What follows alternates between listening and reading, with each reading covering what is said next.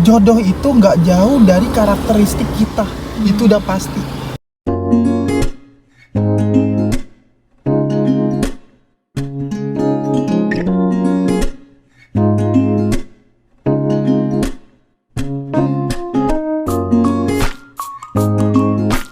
Thinking, speaking, feeling, acting, flip talk, the truth. Aku nggak ngerti ya keadaan yang bikin kayak gini gitu. Banyak banget orang baru nikah cerai, yang KDRT lah, yang selingkuh lah, yang nggak cocok alasannya lah gitu, yang berantem lah sama keluarganya gitu. Takutnya nih bikin generasi di bawah kita tuh jadi takut gitu buat nikah. Apa punya tips nggak nih buat yang mau nikah atau yang umurnya udah mateng tapi takut nikah, jadi biar mereka tuh nggak ada rasa takut gitu buat nikah, karena nikah nggak semenyeramkan itu ya buat kita gitu. Ada nggak tuh tipsnya Pak? Coba dibagi. Menurut aku ya, yang paling penting bekal untuk menikah itu adalah pasti harus mapan ya. Merasa tidak mapan secara finansial, minimal mapan ilmu. Ilmu apa? Ilmu agama itu paling penting.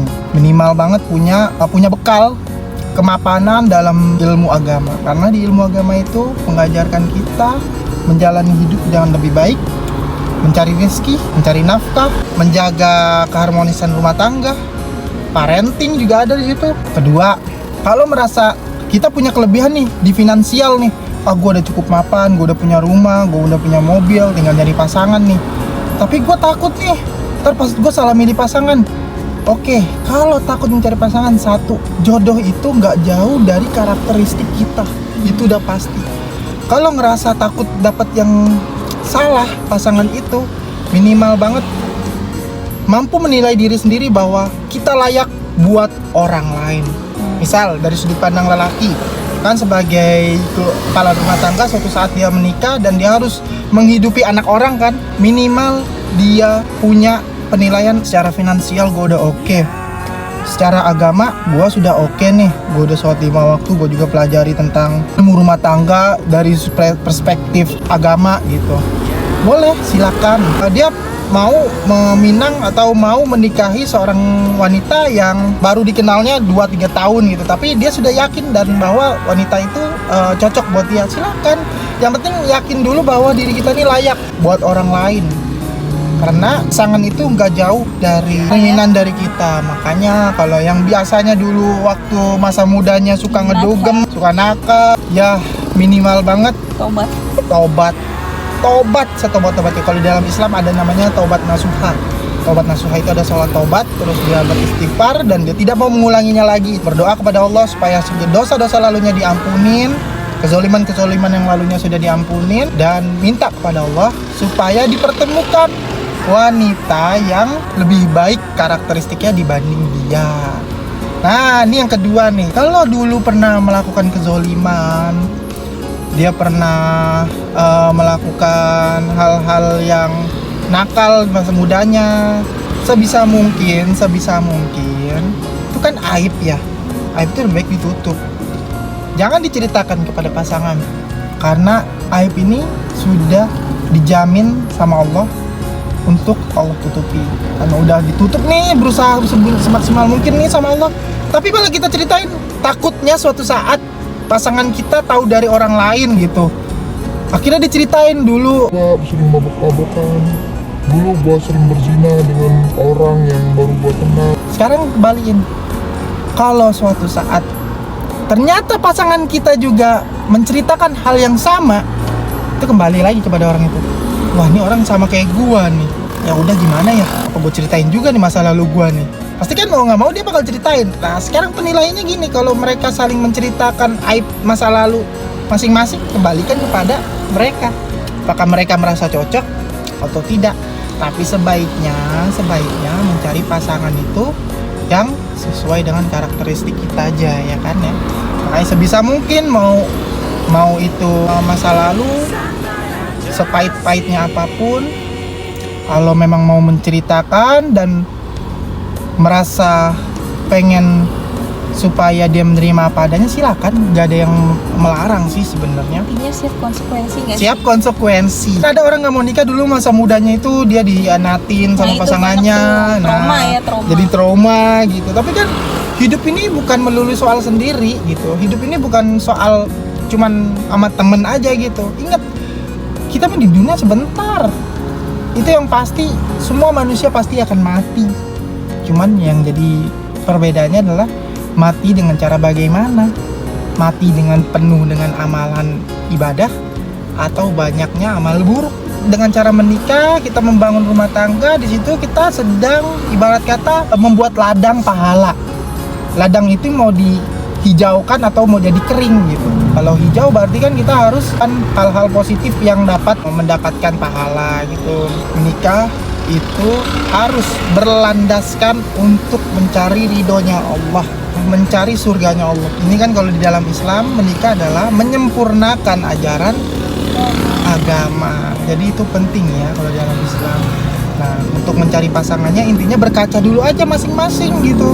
Apakah kita sudah layak untuk orang lain, untuk orang yang kita akan hidupi, atau kita layak untuk bergantung kepada lelaki suatu saat menjadi suami kita nanti gitu. Introspeksi dulu. Banyak-banyak ibadah, banyak-banyak belajar, mencari referensi-referensi biar bawa wawasan, terus juga mau mendengarkan gitu.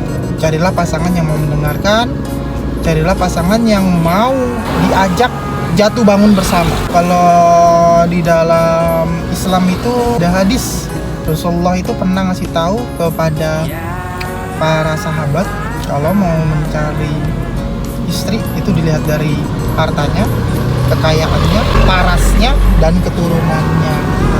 Tuh, lihat dari situ ya. Bisa cek di podcast kita yang lainnya Pak Iya, ya, itu dijelasin udah pernah sama aku jelasin Pak. juga itu. Harus dilihat dari 4 aspek itu. Dan intinya menurut aku supaya anak-anak muda zaman sekarang nggak takut untuk menikah dan nggak takut berkomitmen, itu harus banyak-banyak belajar ya. Kita hidup itu sebenarnya harus banyak-banyak belajar, karena nggak selalu hidup itu tentang satu hal ya. Pastinya itu mau dari bekerja, atau mencari nafkah, berumah tangga, mengurus anak gitu. Paling tidak harus mandiri pastinya ya, pasti harus mandiri.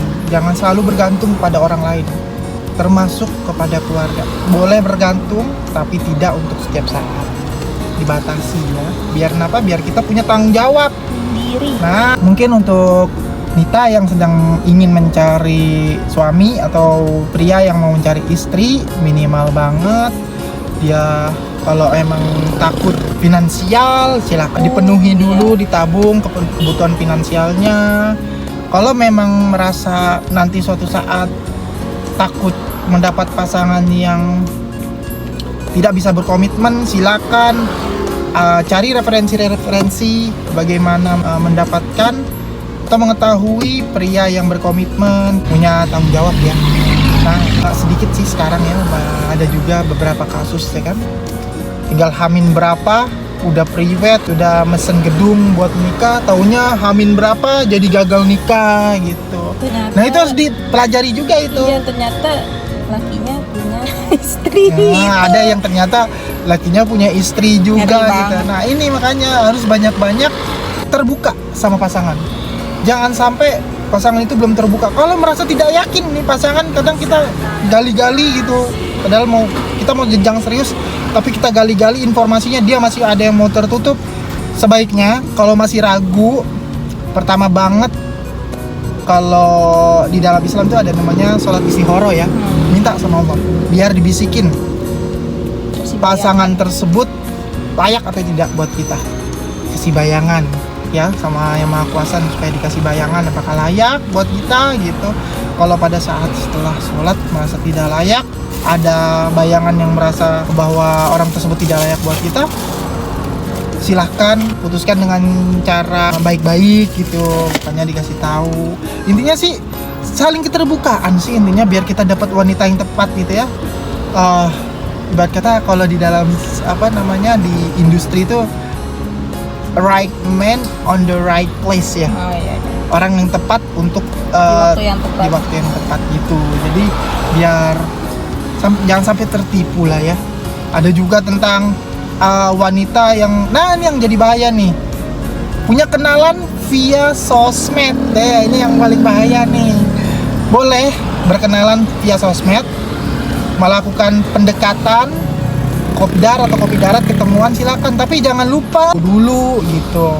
Ini orang asal usulnya nih benar atau enggak gitu. Kadang kan ada yang di sosmed dia kenalannya pakai baju dinas, baju PNS gitu, baju penipu, polisi. taunya. Taunya Hamin berapa ketahuan ternyata penipu. Dah, tolong di sini sebagai seorang wanita harus cerdas dalam memilih pasangan yang di sosmed gitu. Kan jadinya kan gara-gara dia pernah ditipu di sosmed, dia jadi trauma untuk berkomitmen ya kan, tidak mau menikah, bisa jadi juga kayak gitu. Jadi intinya banyak-banyak belajar untuk mengetahui karakteristik seorang Orang lain lah. orang lain.